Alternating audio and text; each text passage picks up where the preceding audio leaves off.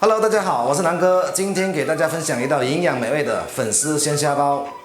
做粉丝鲜虾包也是要选择新鲜的海虾，把虾头尖的地方给剪掉，把虾脚跟虾须也剪掉。今天买的海虾很肥，有膏，从虾的第二节穿过去，拉出来。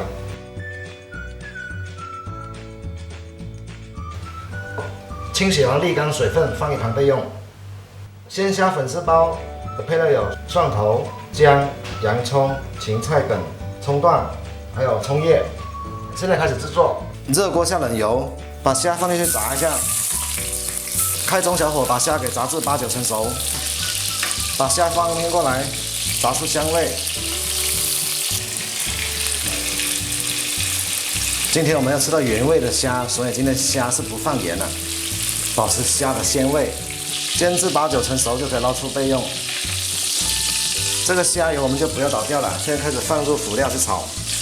先下蒜头跟姜，再下入洋葱，下入少量芹菜梗。炒香之后放入适量的开水，加入蚝油1勺，生抽适量，少许盐。再加点芝麻油，放入提前准备好的粉丝，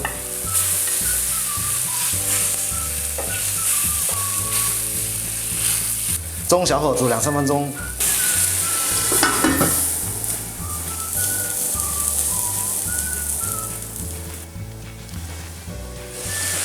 2、3分钟后差不多收完汁就可以了。把这砂锅烧热之后，放一点点底油。这不用太多，再铺点底就行了。放入刚才的葱段跟芹菜段，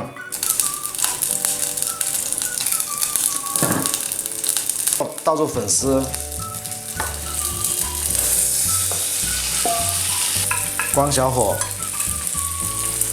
加入刚才的虾，加入葱段，撒上少许葱花，再加上一点芹菜叶，3秒钟就可以了。1、2、3，关火，这就可以出锅了。一道简单易学的鲜虾粉丝包就做好了。如果大家喜欢我的视频，请关注我、点赞、分享，谢谢。